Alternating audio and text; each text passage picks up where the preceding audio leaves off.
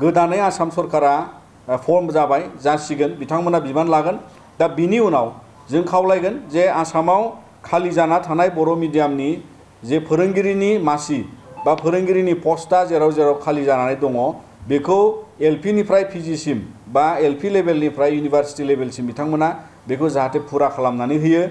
मानोना बर' मिडियामनि जे फोरोंगिरिनि आंखाल बे आसामाव गोबां खालि जानाय दङ बेखौ थाबैनो सुफुंनांगौनि थाखाय जों खावलायो बिनि उनाव बड'लेण्ड सरकारखौबो जोङो खावलायफिनबाय जाहाथे बिथांमोना दा कड अफ कन्डाक्ट जोबनायनि उनाव थाबैनो एबा गोख्रैनो बिथांमोना जि होनो थानाय एलिमेन्टारिनि जे टिचार एपइन्टमेन्ट बाखि माने आद्रा जानानै दङ बेखौ जाहाथे बिथांमोना थाबैनो होयो मानोना दा स्कुला जागायगासिनो दं गोबां फरायसालियाव फोरोंगिरिनि आंखाल बा फोरोंगिरि सासे बा फोरोंगिरि गैयालासिनो गोबां फरायसालियावहाय बेबादि जेंनाफोर सोमजिगासिनो दं बेखायनो जों बड'लेण्ड सरकारखौ खावलायबाय जाहाथे बेखौबो माने थाबैनो सुफुंनानै होगोन आरो गोदान टिचार एपइन्टमेन्ट होगोन दा बेजों लोगोसे जों मिथिगौ जे दानि जुगाव आर्टिफिशियेल इन्टेलिजेन्स बा मेसिन लार्निंजों फरायसाफोरखौ दावगाहोनांगौ नाथाय जोंनि फरायसाफ्रा जुदि दासिमबो दान मोनसे जोबनायनि उनावबो जुदि बिजाबखौनो मोनाबा जाय बिजाबजों फाउन्डेसन बा जागायजेननायनि गियानखौ लानानै बिथांमोना एआई सोलोंनांगौ दं बिथांमोना मेसिन लार्निंआव हाबनांगौ दं दा बेबादि मोनसे सुजुग सुबिदाखौ दिनैबो जुदि आसामाव बा जोंनि देशआव जुदि बेबादि माने बिजाब गैयालासिनो स्कुलाव थानांगौब्ला फरायसाफोरखौ गावनि गुदि मोनथायनिफ्राय नासयनाय जायो आरो बेखायनो जों खावलायगोन जिहेतु आसामाव निउ एजुकेशन पलिसियाबो इमप्लिमेन्ट जाबाय दा बेफोरखौ जोथोन लानांगौनि थाखाय जोङो गोख्रैनो जाहाथे 10 दिननि उनाव आसामा 10 दिननि गेजेराव जाहाथे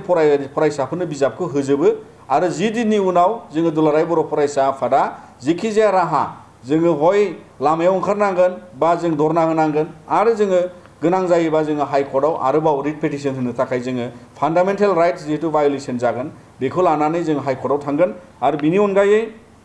बेखायनो जोङो बुंदों 10 दिन मानोना 18 मेआ बर' बिजों सान बर' बिजों फरायनानै थिसनजानाया 63 बोसोर जासिगोन आरो बेखौ लानानै दिनै आसाम नाङै बर' मिडियामा गोदान मिडियाम नङा हिसाबै जोंनि बे मान सन्मान जोंनि सोलोंथाइनि दावगाथायाव जोंबो गुबुनजों फेर फाथिनो हानायनि बा बेबादि मेसिन लार्निं एआई लार्निंआव आरो फरायसाफ्रा डिजिटेल सिटिजेनशिपआव आगान होनाय समाव जाहाथे बिथांमोना गुन गोनां सोलोंथाइ लानो हायो आरो बे गुन गोनां सोलोंथाइखौ मोनहोनांगौनि थाखाय आसाम सरकारा बिबान दङ मानोना बियो फान्डामेन्टेल राइट आरो बिथांमोननि बियो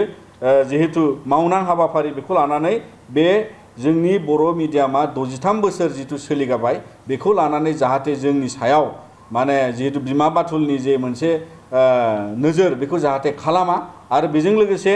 जोंखौ जाहाथे नासयनाय बाबै नाया आरो बिनि सायाव दुलाराय बर' फरायसा आफादा अरायबो जोङो सांग्राङै जुजिलांगोन आरो जाहाथे जोंनि फरायसाफ्रा आरो जोंनि गुन गोनां सोलोंथाइ लानायाव बेबादि गोलैसोनाङा बिनि सायाव जोङो दिनै नोंथांमोननि गेजेरजों आसाम सरकार आरो बिथांमोननि जाय डिपार्टमेन्टआ बेखौ सामलायनांगौ जाहाथे बिथांमोना गोख्रोङैनो जोंनि दाबिफोरखौ खोनासंगोन आरो बेखौ जाहाथे थाबैनो जोंनो सुफुंना होगोन होननानै जोङो मिजिंथिबाय आरो 10 दिननि उनाव जोङो फिन आरोबाव हिसाब लागोन जाहाथे फरायसाफ्रा मोनजोबदोंना मोनजोबाखै आरो मोनजोबाखैबा जोङो जि राहाखौ लानांगौ जों उननि समाव लालांगोन।